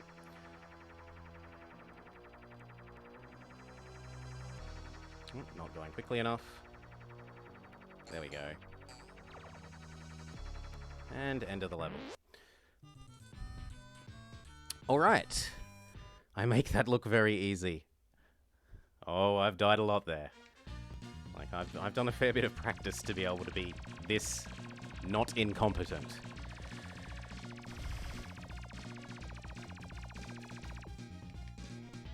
And I feel very happy with where our lives are at. Okay, so tank level. Somebody's gonna pay dearly for giving me all of this trouble. This is the first level where they're obnoxious enough to start a flea in with your starting area. Good. You have to activate both roundabout-a-majig things here this time. So you do one. That lets you get up to this one, which you hit once. Collect all the shells and move on. And we have tank level. Now, you might think, tank. Surely that means you can't be hurt. Having armor is the one, like, defining attribute of a tank. And no. In fact, if anything, it's easier for you to get hurt because it's harder for you to move around effectively. You are much slower. And your hitbox, your vertical hitbox, is larger than you would suspect. Things will shoot over the top of your head but hit you. What you can do is jump and shoot. Honestly, you'd probably prefer just to be normal Plok. So this is left and right sections across here where you have to just kill the octopi / one or two fleas. And then there are vertical drop sections. The vertical drop sections are all about having... Oh, I'm surprised that didn't hit me. Are all about having the timing on how to dodge the octopus shots, because there'll be a pair of octopuses shooting you, whilst breaking the floor underneath you so that you can get access to further downwards. It's a vertical climb, but it's a vertical climb downwards. So here's the first one of these barriers. You break it. There's two of these things. They will be shooting at us, and I have to time my moving so that they never manage to hit me. Break the floor. Dodge all their shots. I think I'm going to get hit there. One hit is okay. Level up the health fruit. Now there's a frog here. We will not collect the health until we've killed the frog, because the frog might well manage to hurt me some more, and indeed he does. Now we can collect the health. And then we have essentially the same thing, so we move past a couple of frogs and octopi, and then we have another vertical drop, except the next vertical drop tries to trick you into... Basically, instead of being semi-broken eggshell floors, there is a section that has full health eggshell floors and a section that has mostly broken eggshell floors, and it tries to trick you into like, oh, you should take advantage of the fact that some of these eggshell floors are already semi-broken, but if you break that floor, that section of floor leads you to fall down into water and die. So you have to resist the temptation to do that, and there's no way of knowing that unless you've just fallen for their trap before, which is one of the ways that this game is a bit cheap. A lot of the, how about no? Let's move far to the left. If you move far enough off screen, they, de-AI their shooting. Like, it turns off their AI until you enter shoot range again. So we can try and get into a position where he's not just awful to kill. Yeah, there's no way of knowing that unless you've fallen for it before. You can also kill some of those guys by shooting down the hole, but because you can't see them, it's hard to know what angle to hit. Fall down. Yeah, so see the shells on the right that are already broken, that don't go over the ground. If you do those ones, then you will fall into that water and die. A horrible, horrible death. This is a elevator section. There are a bunch of these spinning around elevators. The first one has nothing, then the next one has semi-broken eggshell, and the next one has slightly more healed eggshell, and the last one has fully healed. This is also a good time to mention the recoil. So when I shoot, it does actually have recoil on the tank. So what I want to do is position myself so that I have 3 wheels, the back 3 wheels on the platform, before I shoot, so that when I shoot at about, when the platform is at about 12 o'clock, if you think of the platform's arm as a hand on a clock, at around 12 and 2 o'clock, I want to shoot so that the recoil doesn't knock me into the water. Wait for this to come over. Same deal, but this time they're not, well, there's more of them and they're slightly more fully healed. Move ourselves so our rear 3 wheels are in position and shoot. Rear 3 wheels are in position, shoot. Rear 3 wheels are in position and shoot. At least there's not really any risk, aside from accidentally holding a direction pad button and jumping into the water, or shooting when you aren't in a position to take the recoil. There's not really any danger from this. It's just time consuming. Okay, and we can go over. And then this is the last one. And then there's just 2 old fleas, and we're finished. The approach for the old fleas, I take, is a friendly approach. We ignore them and we live in mutual prosperity and happy coexistence. Now, you might think that you only need to kill 3. In the previous 2 jumps, I've only really needed to kill 3 eggshells, but if you look at the top middle of the foreground roof here, it kind of looks like background in that it's a darker color, but it isn't. It is not background. That is foreground roof. So if you try to jump across this barrier without destroying 4 of these eggshells, you will hit the roof and get knocked down into the water to die a horrible, horrible death. So I take the ultra-conservative approach of making sure to kill extra eggshells, because otherwise when you jump you will hit that, yeah, the dark section of the ceiling directly above us. It isn't background.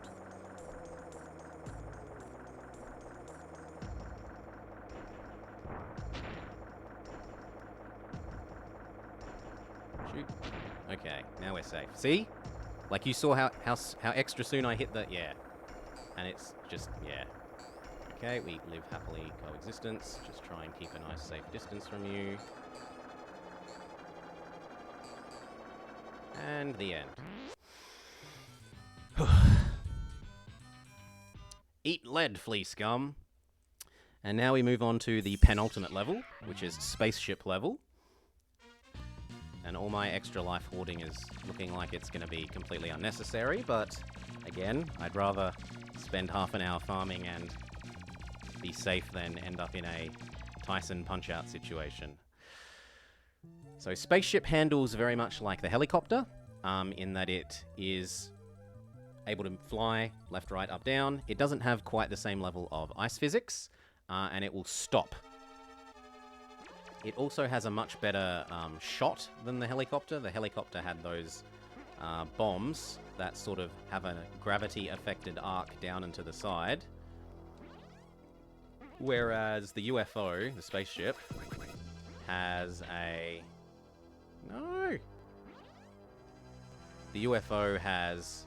It just shoots a laser beam sort of thing that goes infinitely far horizontally without any drop. Okay.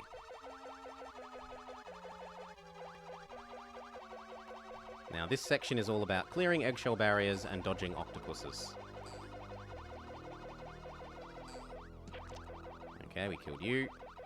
So we clear the eggshell barrier, we clear the other eggshell barrier, and that then means I almost took damage there that I really shouldn't have taken.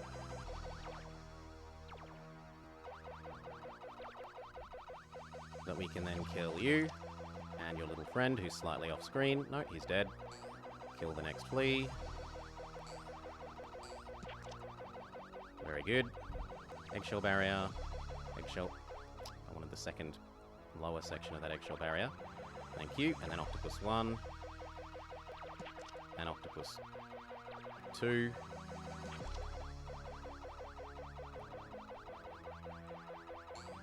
Flea again. And then there's a section where we just ignore all the enemies. No, okay, I'm slightly ahead of myself. There's one more of these. Then we ignore the enemies.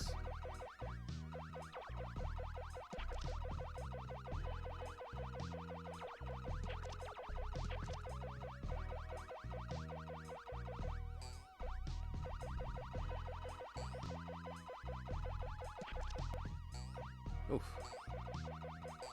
Go away. Okay. And then this is showing you what the next section is. It's going to be break eggshell barrier and go around spikes. This is where we just ignore everyone. Break eggshells, go past spikes.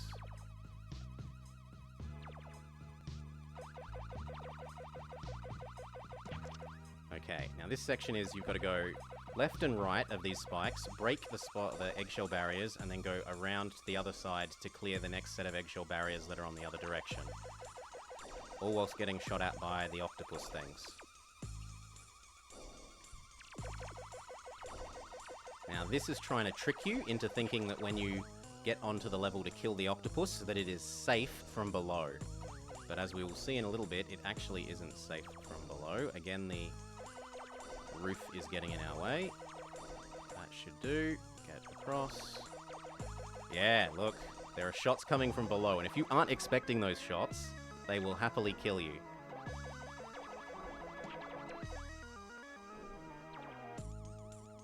Okay, and now we out of bounds our way to the finish.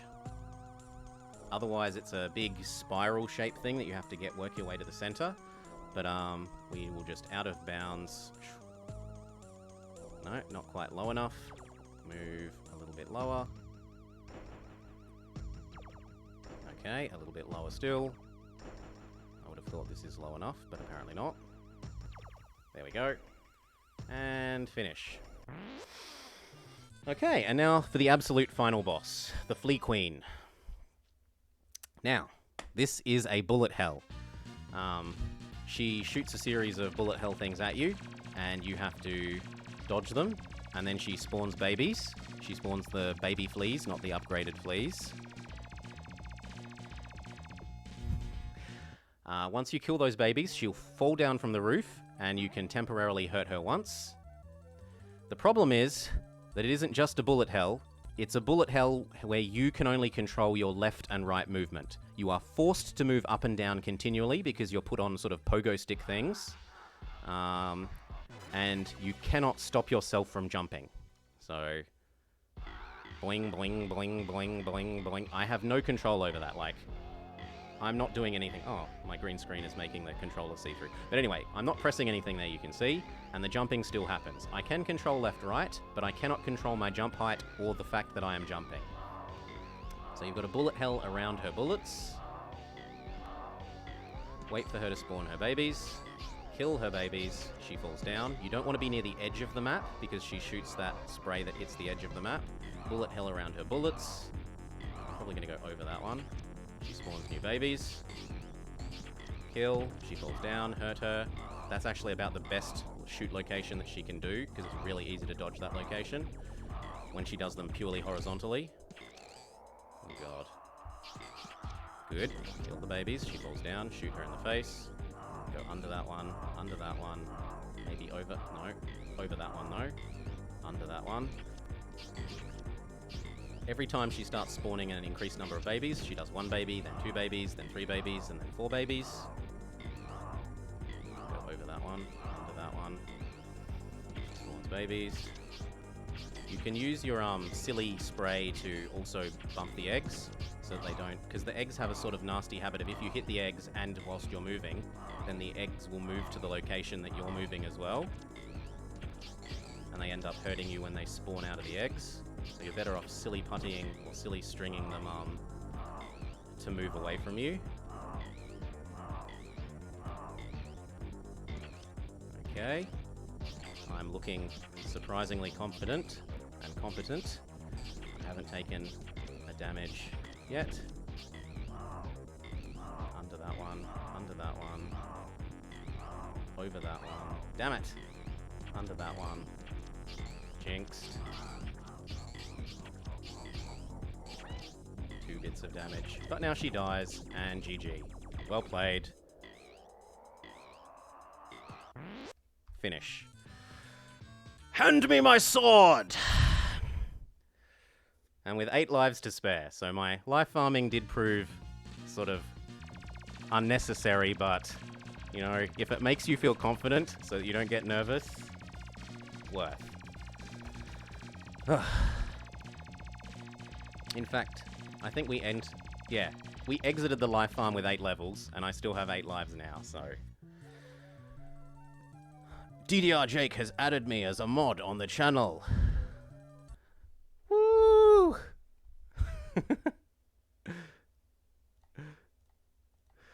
Alright, cool. Is the next person available? Or else not, I might have a go at playing some more Sparkster. Other than that, we get the credit scene. He sits in his little chair and he falls asleep and all the credits roll by.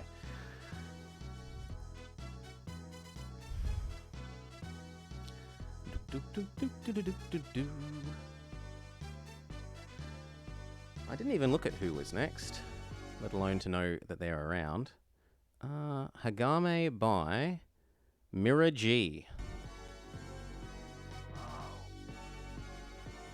Now to pressure me into, in darkest day, in coldest night, no emote shall escape my sight.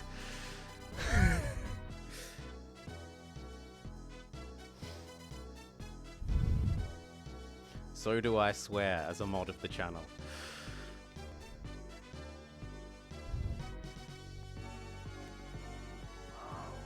Oh, Chris Jojo! But yeah, we're done. I'll do Sparkster until whoever is next gets hosted.